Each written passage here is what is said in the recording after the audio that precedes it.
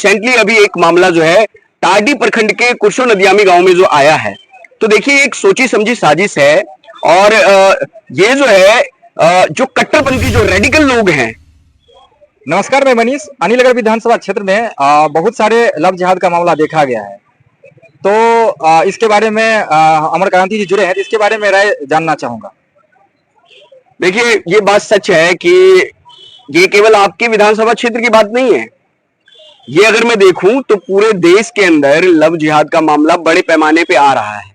आप जो है केवल अलीनगर विधानसभा को मत देखिए, पूरे अगर दरभंगा में देखेंगे तो आपको सैकड़ों जो है लव जिहाद के मामले नजर आएंगे, लेकिन उसकी कहीं ना कहीं कोई आधिकारिक तौर पे जो है कोई उसका जो है अभी तक रिपोर्ट नहीं आया है खुल के। समझ रहे हैं आप बात को?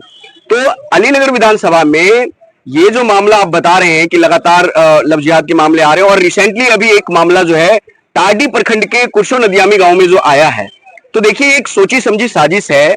और ये जो है जो कट्टरपंथी जो रेडिकल लोग हैं, ठीक है, इस्लाम के अंदर, ठीक है, जो इस्लाम धर्म को मानते हैं, जो रेडिकल है, और जो जिन्हें मदरसों के अंदर इस प्रकार की जो शिक्षा दी जाती है ना, तो वो लोग ज्यादातर इसमें इन्वॉल्व हैं और वो समय की फिराक में रहते हैं और उनको मोटिवेट किया जाता है समय समय पे कि आप जो है हिंदू लड़कियों को जो है प्रेम जाल में फंसाओ और फंसा के जो है उनके साथ जो है शादी करो, उनका धर्म परिवर्तन करो, और फिर जो है आप अपने मंसूबे को, जो आपकी कट्टरपंथी जो मंसूबा है, उसमें जो है कहीं ना कहीं आप जो है आगे बढ़ते रहो। तो ये कोई नई चीज नहीं है। आज अगर आपको मैं तो ये कहता हूं कि पूरे बिहार के लोगों को इस पर सोचने की जरूरत है, और खासकर हमारे क्षेत्र के लोगों को सोचने की जरूरत है। मैं देखिए, मैं मुस्लिम धर्म के खिलाफ नहीं हूं, मैं मुस्लिम जो इस्लाम है उसके खिलाफ नहीं हूं। इस्लाम के अंदर जो कुरीतियां हैं, जो कमियां हैं, जो खामियां हैं, मैं हमेशा से उस पर जो है आवाज उठाता आया हूं और आगे भी उठाता रहूंगा।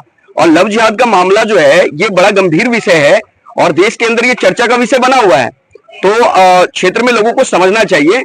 और आज आप देख रहे हैं कि एक दूरी, एक खाई धीरे धीरे तैयार हो रही है, क्योंकि जो सामाजिक न्याय के जो वरिष्ठ लीडर रहे हैं, कहीं ना कहीं उनका ध्यान इस ओर नहीं जाता है। वो अपने समाज के ऊपर जो गलतियां होती है या उनके असामाजिक प्रवृत्ति के लोग जो इस धर्म के अंदर पाए जाते हैं, तो उन पर किसी प्रकार का कोई प्रशासनिक दबाव नहीं बनाया जाता, कोई राजनीतिक दबाव नहीं बनाया जाता, समाज मिलकर उसका विरोध नहीं करता। अगर मैं कहता हूं कि अगर कोई मुस्लिम गलत कर रहा है तो मुस्लिम समाज को आगे आके उसका विरोध करना चाहिए, और अगर कोई हिंदू गलत कर रहा है तो हिंदू को भी उसका विरोध करना चाहिए। तो यहां पर होता है क्या है कि अगर कोई मुस्लिम गलत कर रहा है तो मुस्लिम के साथ मुस्लिम धर्म के लोग जो है, इस्लाम धर्म के लोग जो है, सारे इकट्ठे हो जाते हैं, उसका बचाव करने लग जाते हैं, राजनीतिक रूप से भी और फिर प्रशासनिक रूप से भी, ठीक है, और फिर अपने अपने लीडरों के माध्यम से उसकी पैरवी भी कराई जाती है।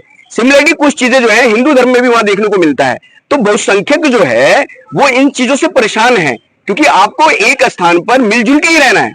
तो आप अपनी अपनी गलतियों पर जो है ना पर्दा ना डालिए, अपनी गलतियों पर आप उसको स्वीकार कीजिए। और अगर मुस्लिम किसी प्रकार से इस प्रकार की घटनाओं को अंजाम देता है तो उस पर जो है मुस्लिम समाज के बुद्धिजीवियों को, समाज सेवियों को, और जो राजनीतिक रूप से जो जुड़े हुए लोग हैं, उनको आगे आकर जो है इसका प्रतिकार करना चाहिए, इसका विरोध करना चाहिए, और जो व्यक्ति गलत है उसको जो है सजा दिलवाने का काम करना चाहिए। ये मेरा मानना है।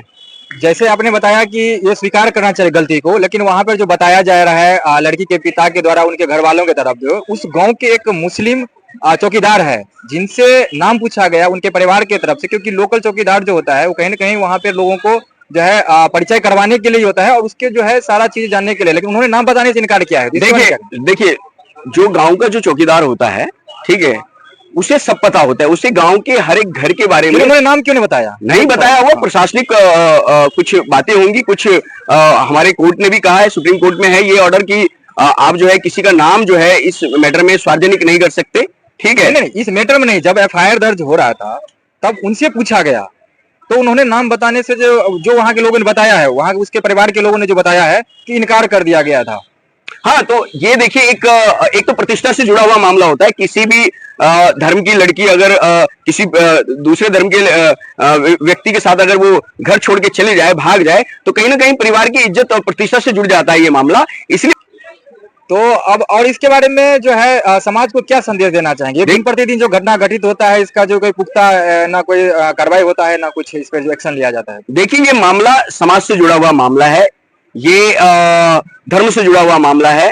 तो मेरा ये कहना है, और मैं समाज के सभी, चाहे हिंदू हो चाहे मुस्लिम हो, उनको मैं यही संदेश देना चाहूंगा आपके इस वीडियो के माध्यम से, आपके इस न्यूज के माध्यम से, कि अगर कहीं गलत होता है, अगर कोई मामला ऐसा आता है तो उस पर जो है आप त्वरित जो है एक्शन लें और कहीं से भी इन चीजों को बढ़ावा ना दें, क्योंकि ये कहीं ना कहीं समाज को गलत दिशा में ले जाता है और समाज के बीच जो आपसी सौहार्द है उसको बिगाड़ने का काम करता है।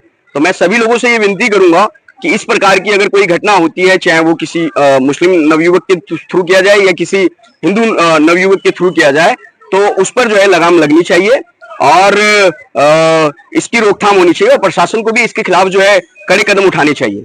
धन्यवाद। हमारे साथ जुड़े हुए थे हमारे क्रांति जी, बहुत बहुत धन्यवाद आपका। जी धन्यवाद।